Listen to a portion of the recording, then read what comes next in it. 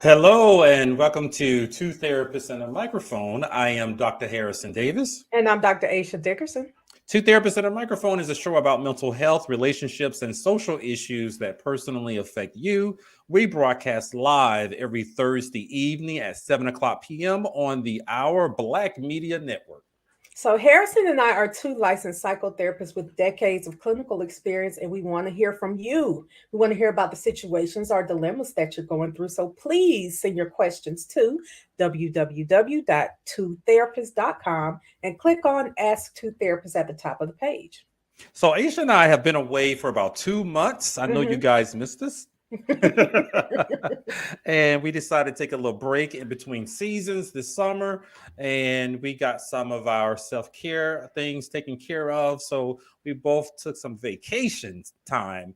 But I want to hear from you, Aisha. What did you do for your self-care this summer? Well, I went on a Disney cruise. I hope they'll let us say Disney and they won't block that out. I mean, I'm like a walking advertisement right now because I loved it so much that I put down a deposit on my next Disney cruise. So I'm going to be Wow. one of those Castaway Club people now because everyone who'd already been on the cruise had special lanyards and Yep. stuff. And I want to do all of that. It was great. There were floors for adults. The Yep. kids had something to do. That was maybe the one of the best vacations I've been on, at least top five. Not the best, but at least top five. Okay. So what were your stops? What islands? We went to Nassau and we went to Castaway Cay. I guess that's the one Uh-huh. that's owned by. We didn't do the big one. The by big I mean no more than 3 days because I'm not a cruise fan, so I wanted to Okay. see how much I liked it first, and I Oh, liked it. So I'll do okay. something bigger next time. Well, you could do what I did with my family. It was an 8 day carnival Whew, cruise, see that the would have got me. Southern Caribbean. And I got the picture in the background of Aruba, Carousel, and two stops in Dominican Republic. That was wonderful. Great. I'm a cruiser. That was my eighth cruise. Oh, Uh-huh. Yep, yep. And we went with a lot of people. I think it was 11 of us, see, family. that's another bad thing for me. All this, too many people, too many days. I would not love these people when I got back. We usually do 7 day cruises, and going down to Aruba, I guess it took 8. I must admit that 8th day, I was ready to get off the ship. But four stops is really good. That's all part of our self care. I encourage you guys to consider the same things. I love to travel. Cruising is wonderful. I sound like a commercial now. I know, right? But whatever it You for takes. you for Carnival and me for Disney. Look, my cruise was great. Book them Yes. early. I The got I got to food do a was Disney great. cruise one day. I did Carnival and Royal Caribbean. So we come back and it's like back to work and Right. getting the kids back ready for school, and all the ordeals. And they come back. So I'm glad that I had that little getaway for 8 days to deal with things. And so that brings us to today's topic, what we're going Hmm. to talk about, forgiveness. And we're going to bring our clinical guest on real soon, who specializes in forgiveness, and talk about that. But I was hoping Aisha and I can share, we're human too. Hmm. I'm superhuman. A Not- situation. And I was thinking about it, what can I tell the audience, about, betrayal, resentment. I had to think back at a time, where I was confronted with that. But I want you to go first. Tell us how you handle situations like that. Well, it's funny because I think I liked the topic forgiveness because I think it's probably an area where I could use. I mean, there's not a lot of things I'm not great at, but forgiveness is one. I'm just not great at it. I better with resentment. I feel like it feeds me. Mm, And if it's growing and I react, I feel power. I feel good without forgiving people. I don't there are people that I feel like I never need to or have to forgive. I'm going to be okay with that. okay. All right. I, What? I I respect that, you know, because I had to think back at a situation, my former employer, and we were in a different department. We were housed within a larger department, and we were not treated well. And the interim temporary department head, I don't know what it was. He just didn't. I don't know. I didn't feel welcome. I didn't feel like I was part of the team, like I was like outside of the in crowd. And he made some statements to smear my name, Mm. some falsehoods to the other professors. And I just remember thinking, "Ooh, I hope he hits a tree when he goes home."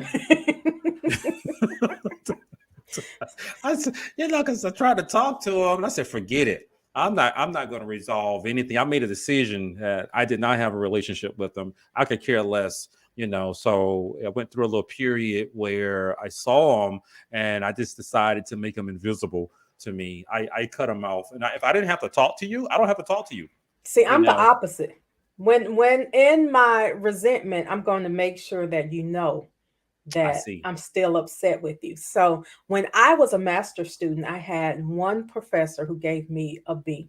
And I mean, she gave it to me. I earned my A, but she would not look through trust me, I Wow. earned an A. She gave me a B and she wanted me to just get comfortable with having a B and be okay with it. That was my master's program. Now, since then, I've gotten a PhD and everything. Hmm. I do a lot of professional activities. And I remember seeing her at a national conference maybe about 4 years ago. And she gave me a hug, or let's say she tried to give me a hug and told me how proud she was of me and all that. And I said, why? You had nothing to do with it. You were the only person who gave me a B the whole time I was in graduate school. Oh yeah. Ooh, you gave her that heat. And So she didn't remember it. It wasn't significant to her right. at all. Yeah. She was Yeah. so shocked she didn't apologize. She was just like, well, okay. I moved on Yeah. fine. I need to get that off my chest. And if I see her again, I'll probably bring it up again. Gotcha. So we handle things a little bit differently. I make a decision sometimes. Yeah, I can confront things and people, but I make a decision sometimes. Is that worth my energy? Is Mhm. that unreasonable behavior and whatever it was he had against me? I wasn't part of the crew. Coincidentally, I was the only black professor. Oh, okay. Well, And there you have okay, it. just I just want to throw that out Mhm. there. But I was in a different uh academic area within a larger department though. But yeah, I'm not gonna give you that energy. I'm not you're not going to steal my joy. So yeah, I decided to ignore him and wait for God to take out his wrath on him. And he did. Okay. So Well, yeah, I and just he waited. And, does. and when I heard about some situations he was in, I said, "Oh well, God don't like ugly." You know he I doesn't. that's an approach that I take with that. But I have certainly had some clients who struggle with forgiveness, and I'm pretty sure you have too, Oh yeah. where we've tried to help them because it was eating at them. Hmm. It doesn't eat at me. You know, It I'm doesn't eat just at me either. I'm just waiting to get the news. Oh, did you hear what happened to so and so, so and so? You sound like my sister. She's like that. She's like, I'll just wait. So today we have a special guest that we have on who's going to talk about forgiveness, and it happens to be someone who I know very well, Dr. Richard Balkin. He and I were cohorts together in our PhD program at the University of Arkansas. So I've known Richard Balkin since 2000. Mm. As a matter of fact, he's a rock star now. So I was still in high school then. I just want to put that out yeah, there. I was advanced, so I was. So Dr. Richard Balkin, PhD, is a professor, interim department chair of leadership and counselor education, and coordinator of educational research and design in the School of Education at the University of Mississippi.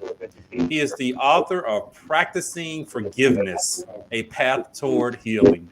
He currently serves as editor in chief for the International Journal for the Advancement of Counseling. Rick is a fellow of the American Counseling Association, past president for the Association for Assessment and Research in Counseling, and former editor for the Journal of Counseling and Development. Let me keep going. Rick began practicing as a professional counselor in 1993. I think I was 15 at that time, or 16. Uh, Elementary school. and and has worked in academia since 2003. That's when we both graduated from Arkansas. Rick has over 100 publications. Oh my God, do you sleep? His counseling experiences include working with at-risk youth and adolescents in crisis. He has published in the areas of religious diversity and forgiveness. And so I want to welcome to the show Dr. Richard Balkin. Thank you. Thank you. Thank you for letting me be here. This is Okay, great. good. There's a little delay in your microphone. Okay. Is that Yeah, better? that's a little bit better. Okay.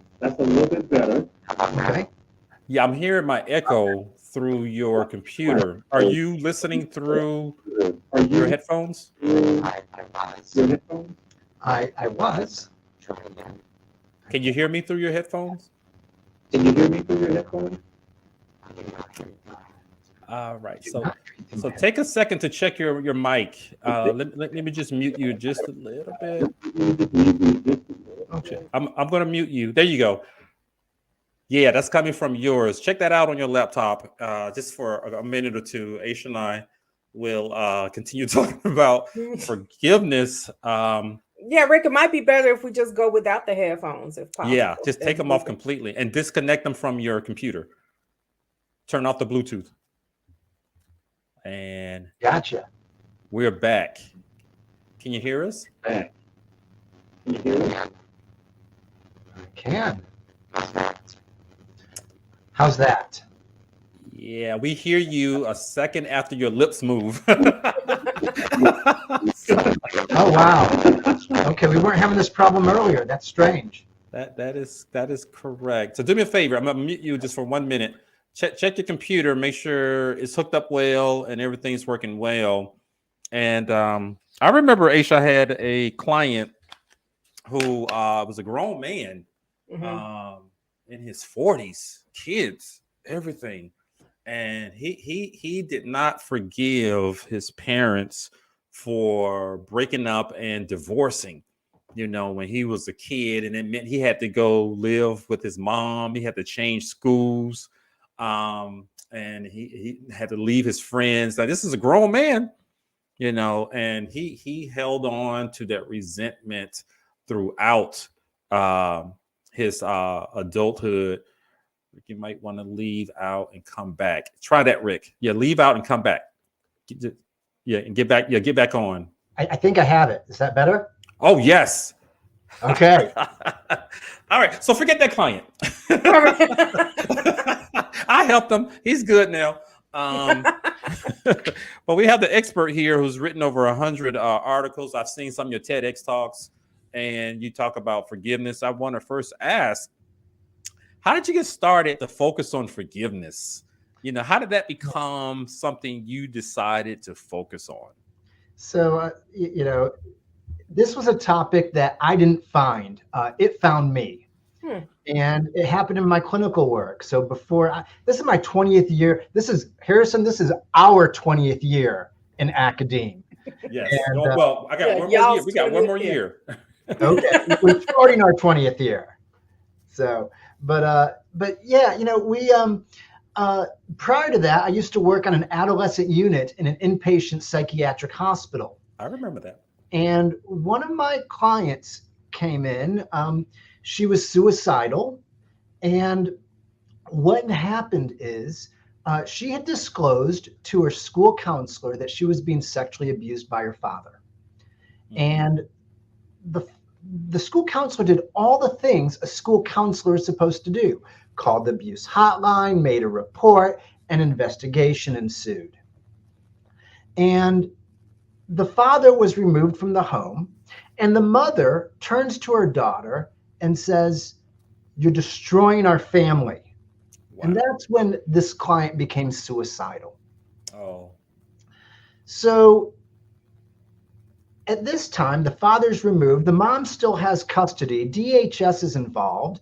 The daughter is hospitalized, and I am doing the first family session between daughter and her mom. And I'm talking to her mom, and I said, what your daughter needs most right now is support. And mom's nodding and, okay, we're on the same page here. So we're good. And I bring the daughter into the family conference room, and if you can imagine an office where there's two chairs and a sofa, and the daughter goes to sit on the sofa, the mom doesn't go to sit next to her daughter. She sits in this chair between me and her daughter and looks at her daughter, and the first words out of the mother's mouth was, as a Christian, you have to forgive him. And wow. Yeah. And y'all, I would love to tell you that what came out of my mouth, I took a moment to pause and reflect on what I was going to say and then gave a response. I didn't. My response came automatic. And I looked at the mother. She says, as a Christian, you have to forgive him. And I said, wouldn't that be convenient for you?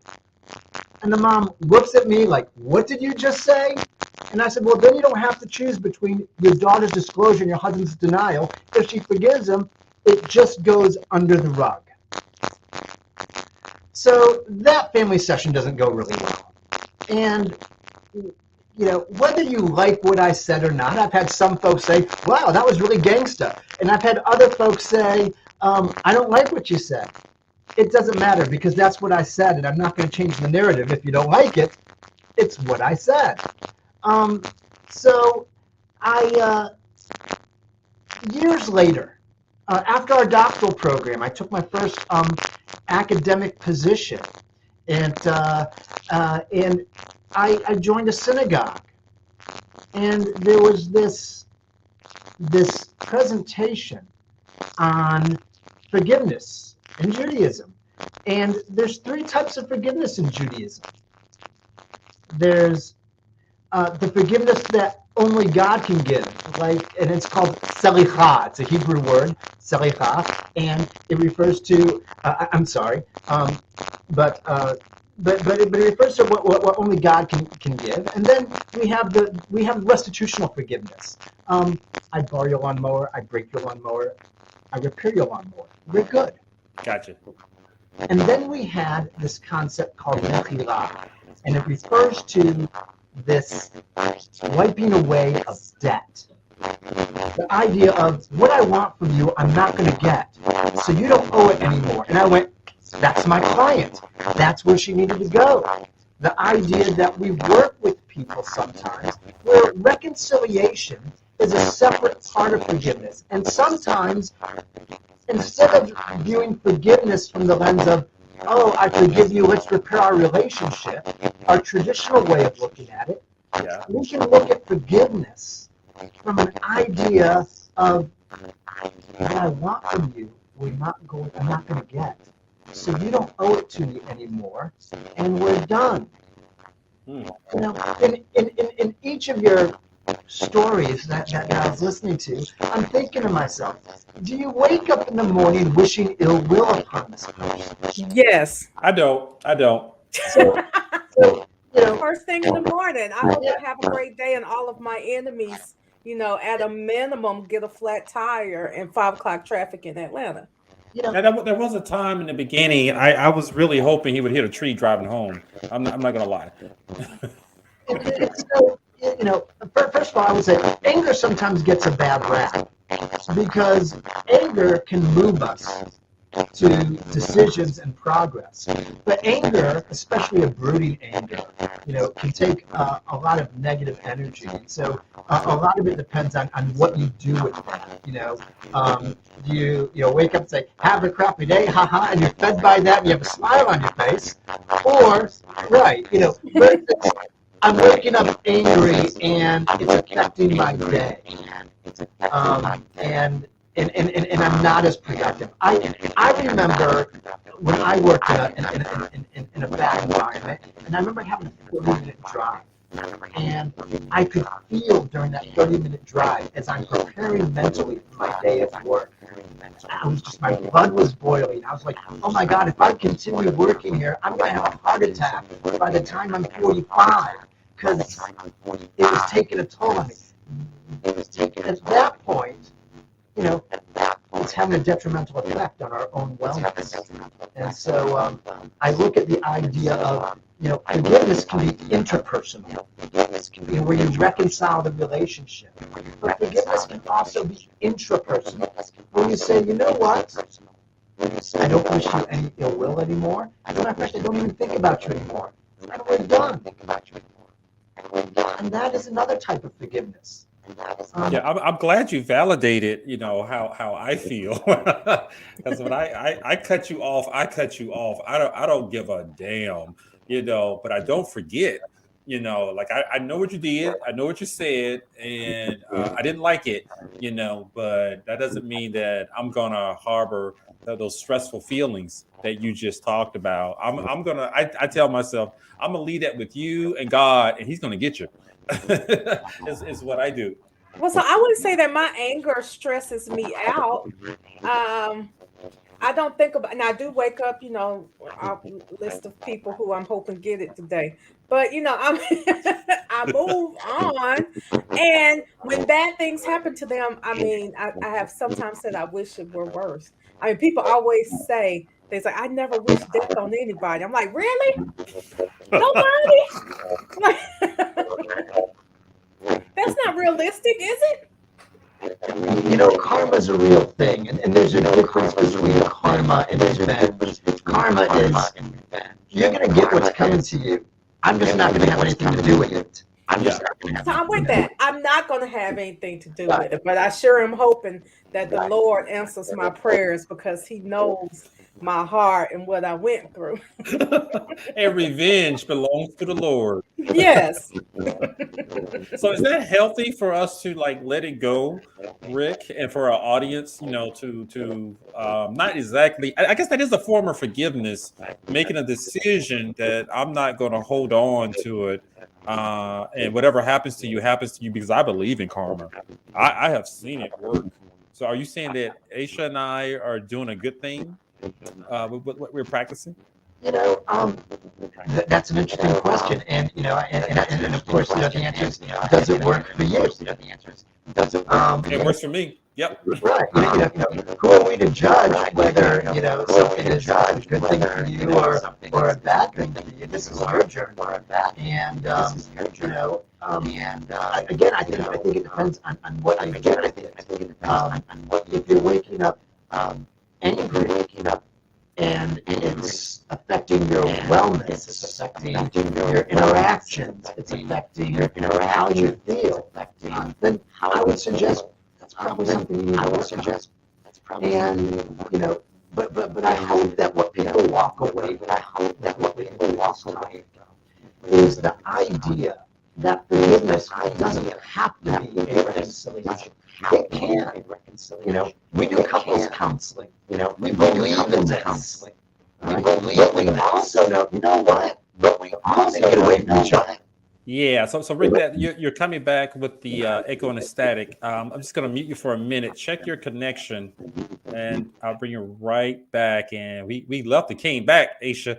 But Dr. Balkin mentioned something that was very interesting that I believe in, that forgiveness does not require reconciliation. Now, I definitely agree with that, because what I cannot guarantee that I will forgive you, but I can guarantee that we'll never reconcile. Yeah, because a lot of my clients I've talked to, they think they need to go back being friends with the person, Right. have a relationship, with the person. So I'm glad, Rick, and I brought you back. Much better. Yeah. So I'm glad that you mentioned, we don't have to go back and being friends with the person, because I'm not going to be buddies with that guy I used to work with 10 years ago. I don't care what you're doing, but I'm over it, but how healthy is this? Elaborate just a little bit on the role that reconciliation plays with forgiveness. Right. So, there's two paths, and I often talk about this in terms of Darth Vader and Lord Voldemort. Because I'm a nerd, I like these examples. I like these. I'm a nerd too, so I'm looking forward to it. I'm not a nerd, so okay. Go ahead. But we know the story of Darth Vader. He's a bad guy. He kills baby Jedi. He destroys planets. But when he sees his son getting killed by lightning bolts coming out of the evil emperor's fingertips, he picks up the evil emperor and throws him into a nuclear furnace. and takes off his mask and says, "Let me look at you with my own eyes," and then becomes a ghost. Seriously, somebody wrote this and it became a really popular movie, but becomes a ghost and smiles glowingly as Revenge. yeah. But he gets redemption, and there's this reconciled relationship. And isn't this just an interesting theme in our human stories and experiences? Carl Jung called them archetypes, but what they are is these recurring human dramas that play out in our histories and our stories about redemption and about reconciliation, which is very different from the Harry Potter series, where the villain never does anything good, is evil is evil, and people die and they don't come back. That's And right. there is no redemption there. It's, I lost my parents, I lost my friends, I lost my family, and that doesn't change, and it kind of hurts. So, this idea of interpersonal forgiveness, that sometimes we can see the role of reconciliation as beneficial, that we see a benefit to healing this relationship. Some people do that. Yeah, we can confront Vader. We can confront the perpetrator, the offender, the person who's caused us harm. And if we see remorse and change, such as a couple who dealt with infidelity, Yeah. if you see remorse and change, you can put the relationship back together. There's a difference for, hey, we've been dating 6 months and you cheated on me, we're done, versus we've been married for 25 years. We have finances together, we have a family together, we have kids together. This is more complicated, and I'd like to repair this. Yeah. And so that's the reconciliation piece. But sometimes either we don't see reconciliation as beneficial. It's just, this is a bad relationship, I'm out of here. Or we see reconciliation as beneficial, but the person who caused us harm isn't remorseful, isn't going to change. And it puts us back in the same spot where we go through the stages of grief. This relationship, what I wanted from this person, I'm not going to get. And there's denial and anger, and we have to eventually come to an understanding and an emotional connection to the idea that this relationship is gone, like I've lost something close to me. You just said something that really struck me, Rick. I'm just mute you for just 1 second.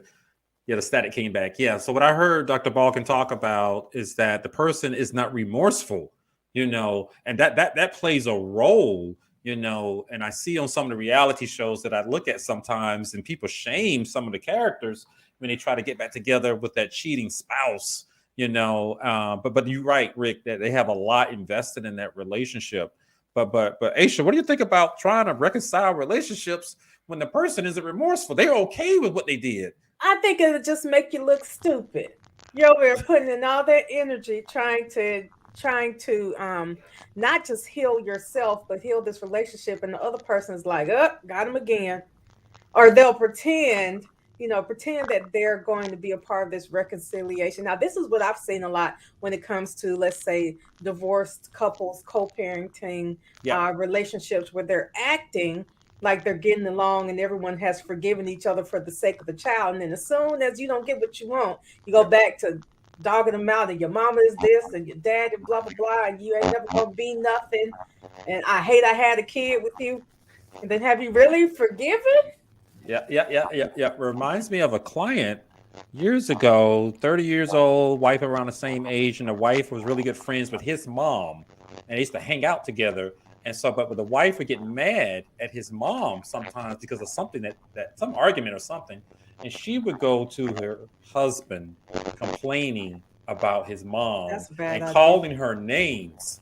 And he came to me to figure out how to forgive her, because it was messing up their relationship and their intimacy and how he viewed her.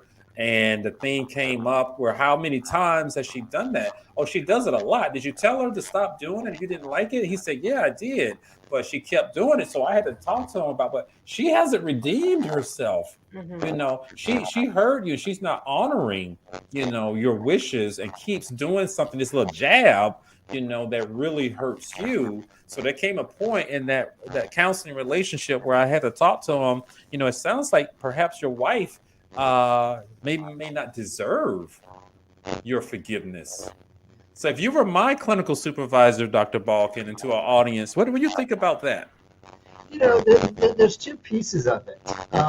There's one of, yes, this person hasn't redeemed themselves, and so why are you so quick to forgive?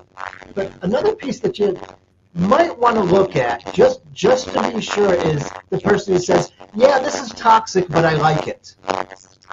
And, you probably have a friend or know someone who goes just from bad relationship to bad relationship. You're like, I do. Oh no, you don't want to be with that person, but they just, sometimes, it's that physical attraction, and look, this person is not a good person, but that physical attraction is strong, and so if the person is unwilling to look at to stay in a relationship where the person is not remorseful and not going to change, then the opposite of that is you must really like this toxicity because you keep going back. Gotcha. I'm gonna mute you for just 1 second, Richard. So, Aisha, what did you think about that? Well, my thing is, I see that happen a lot of course, with clients and stuff, but also with family members. And when I see that happen, it's like, at what point does constant, ongoing betrayal? No, forgiveness. If you're the person that forgives everybody, at what point is that psycho? How's it helping you? Right. And so, it's like, that's insane. You're just going to keep forgiving everybody. Well, the Bible says. I'm like, well. Yeah, I hear that a lot, but that's a good point you made, Rick, to assess whether or not you actually like that.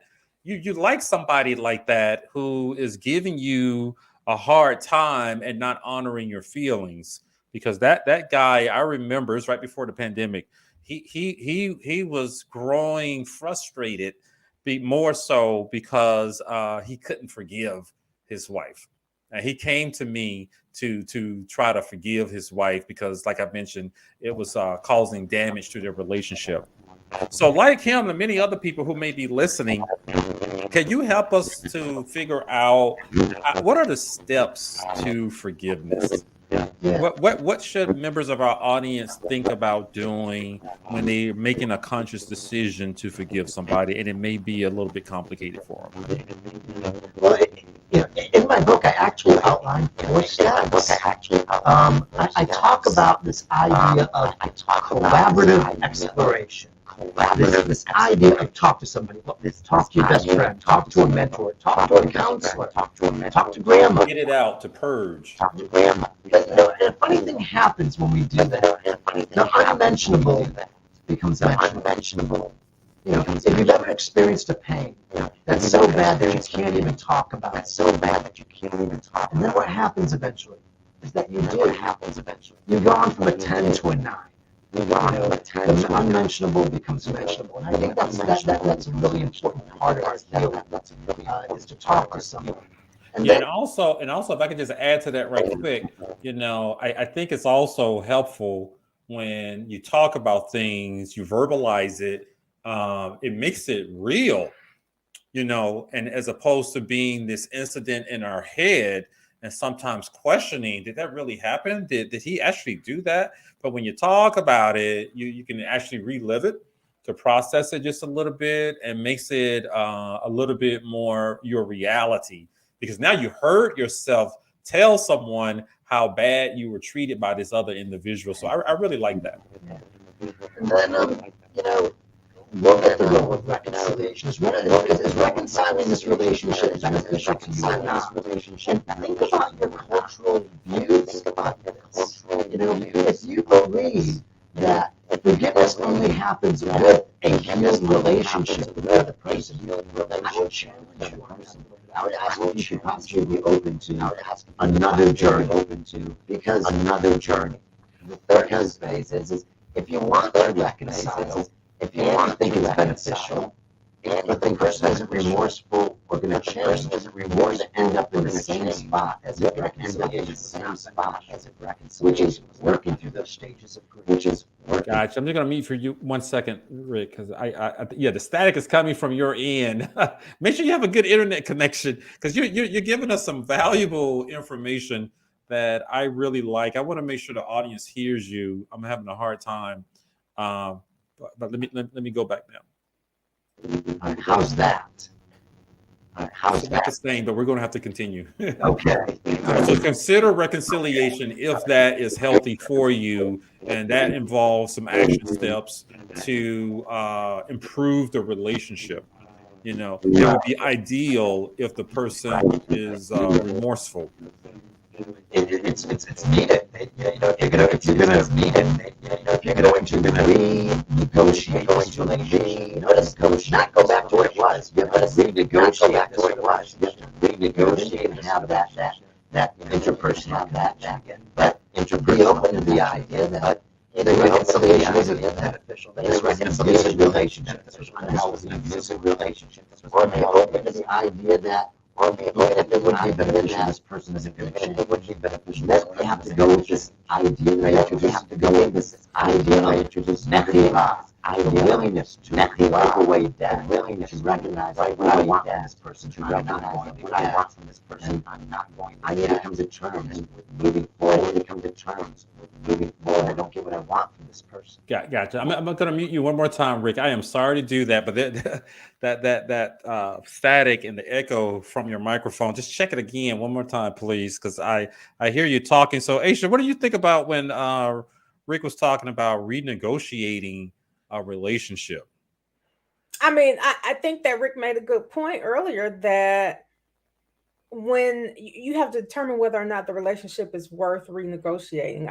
Have we been together for 25 years or even 25 months, 2 years and 1 month, and enough for me to put up with certain stuff. But I mean, I would like to say that I could be more forgiving and, a quarter of a century, but who knows? I don't know if I'll make it there.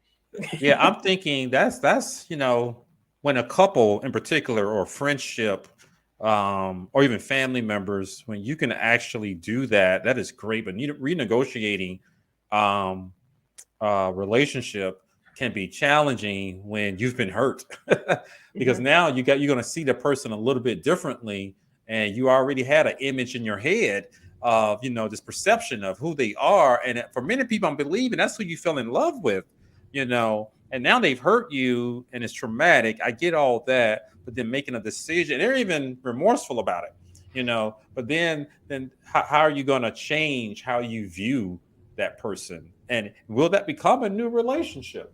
And those are questions that we have to ask ourselves. So you're back, Rick. It sounds like you're much better. Okay.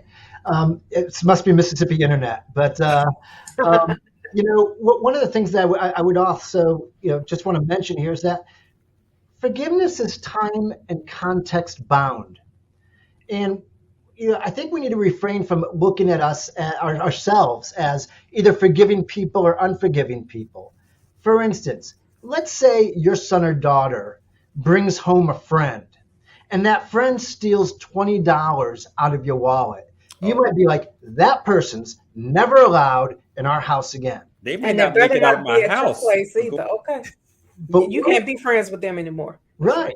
But what if that's your nephew or niece? Oh, now we got to have a talk.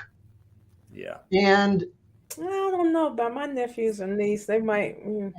But I can see myself doing that, but if you come back over, you got to sit right here in this chair and you're not going to move. And I'm going to put my stuff up. Everybody's got to hide their stuff. Right. But the same offense. Yeah. But you treat it differently depending on the context. And so, like I said, infidelity. You've been going out for 3 months. You've been married for 20 years. It's different. Mm-hmm. And so it's the same offense, but the context matters. And so I would always say, you're not a forgiving person or an unforgiving person. And Aisha, you gave an example of this person who forgives everybody. They do that. They act a certain way with, I would challenge that person and say, let's consider context. Consider you, as being this punching bag, Yeah. and the message that you're sending to people by constantly forgiving them, Right. making it easy for them to get away with that infraction. I just had to throw that one in. You're right. You're right. So it sounds like you were talking about, you got to make yourself a priority in this process of forgiveness, and you think about, is it worth it to you? But you continue in the stages of forgiveness. I think you mentioned 2 of them. So we have the role of reconciliation, and then we have the remorse and change of the offender. And of the 4 stages, that 3rd stage, is the one that, as the victim of somebody's behavior, you have no control over. You can control about how much you talk and what you explore, your feelings about the person who caused you harm. You can control whether or not you believe reconciliation is beneficial. You have some control in that. You don't have any control on what this other person does. So that's external. That's outside of you. Yeah. And then based on these 2 middle elements of, is reconciliation beneficial? And is this person remorseful and change? You get to the 4th phase, which is the outcome phase. Do you want to pursue a renegotiation of the relationship? Or do you want to go it alone and come to terms with the idea that what I want from this person, I'm not going to get. And so I withdraw this debt, this what they owe me, because I'm not going to get it. And you think about that. You think about how often, Aisha, you brought up the example of the B. You're not going to get an A. And I'm still better known than she is now today. I have surpassed. It took me. Your transcript will never change. And hopefully, even if you're angry about it, you've come to terms. You don't wake up in the morning and go, I better check my transcript. I don't, but every time I have to turn in an official transcript, I get pissed off about it again. You remember whenever that? I change. I'm not going to get my master. So let me ask this question, because I like what you were saying. Releasing the debt. That's releasing that negative energy, and even making a decision and realizing I can't get what I want from that person, even an apology, or even for them to admit the wrongdoing that they've done, and then coming to terms with that. I really like that, and how you describe that. The other piece that I'm thinking about, what if that infraction, the bad thing that the person did, triggers the person with some more unresolved forgiveness that they have? That sounds a little bit more complicated. And I think in our field, the people who we see, it may not always be as easy as that one situation with that one person. Yeah. How can we help the people out there who are seeking or who are challenged with forgiving, like a parent who they grew up with, that uncle or aunt who molested them, or the teacher who ignored them, and then the college friend who took advantage of them because they had poor boundaries, and now they're an adult feeling vulnerable and a little bit hopeless about relationships. So it's stacked, with a lot of pathology that's in that. Are you suggesting that we take that same approach with some of those individuals? I think I am. And let's just understand, you break a process up into 4 phases, and it sounds overly simplistic. It's not.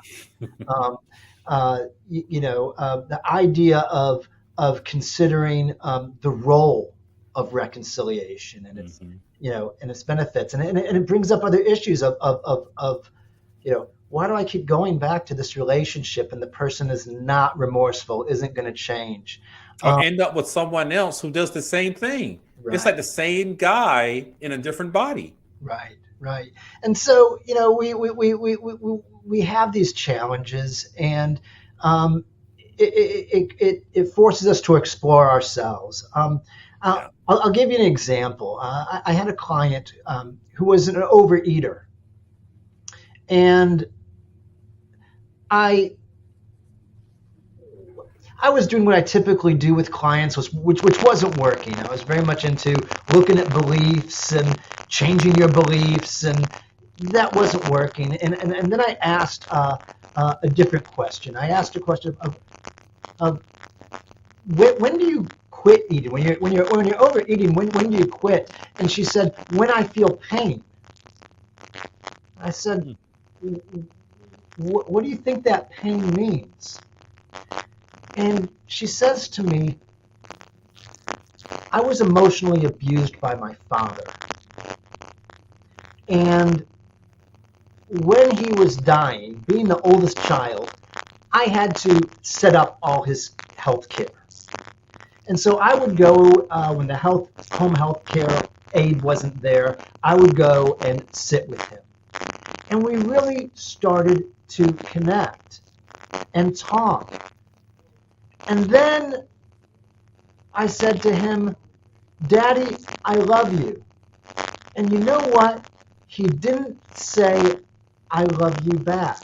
You know, and colloquially, she said it differently, but he was a jerk to the bitter end. I got you. Yeah. And yes, he was. Yeah. And,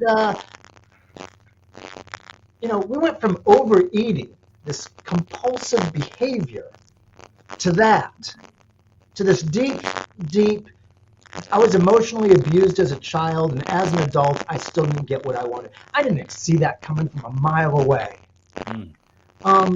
And so it really points out to this idea that we do carry stuff. And she had carried this pain with her, this emotional pain with her. Yeah. And it was affecting her in her adult life in a very physical way. You know, that when I said, what does that pain, you eat until you feel physical pain. What does that mean to you? And she brings up this moment with her father.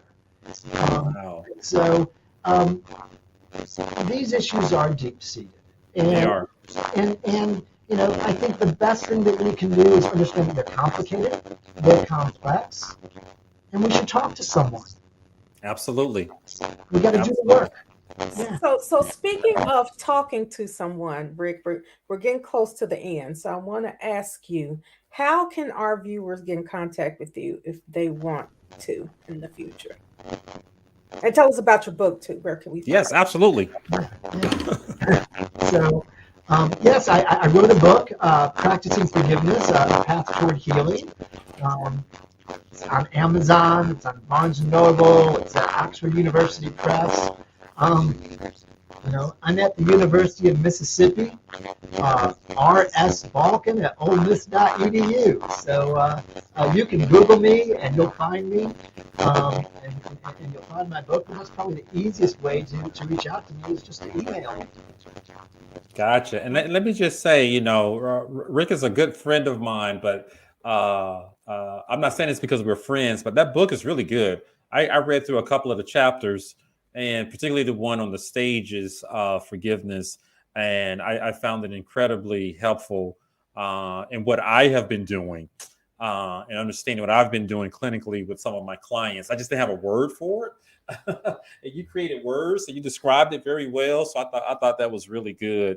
Well, I tell you what, I'm going to get a copy and I'll let you all know if I end up being more forgiving when I finish. I'll be the test. I'll be your test client, Rick. That sounds great. That sounds great.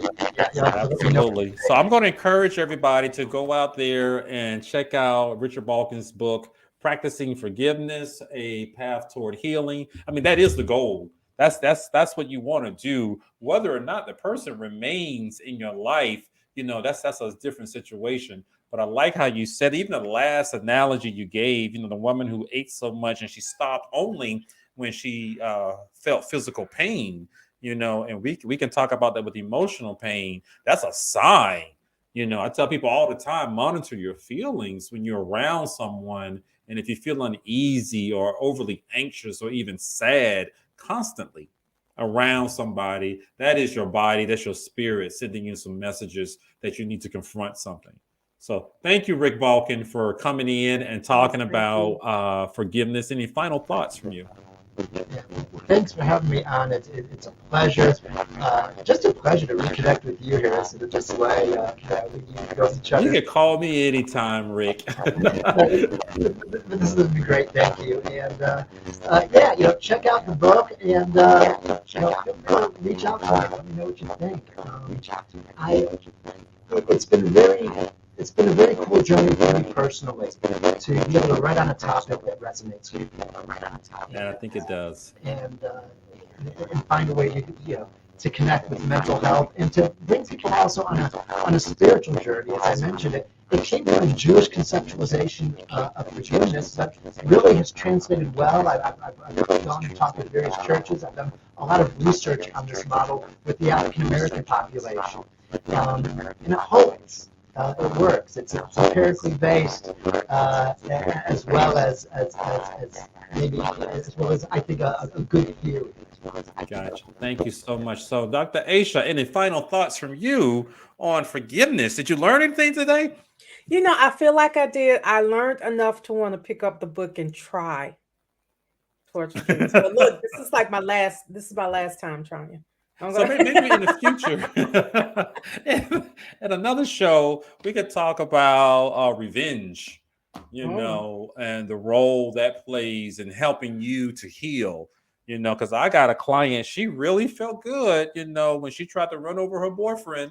It feels good. And she bust out his windshield. Not revenge, vindication. Is that what you call it? Yeah. But she felt good, but she got in a little trouble, with the law. Sometimes it's worth it. So Rick, maybe in the future we could talk about revenge. Well, it's very interesting. I'm doing a research study right now on revenge, karma, and forgiveness. Okay. I look forward to reading that. So, guys, thank you for joining us today as we talked with Dr. Richard Balkin about forgiveness. He gave us some good words on how we can start practicing forgiveness and understanding what it actually looks like. So thank you guys for joining Two Therapists and a Microphone. I am Dr. Harrison Davis. And I'm Dr. Aisha Dickerson. We will see you guys next week, Thursday at 7 o'clock p.m. Take care.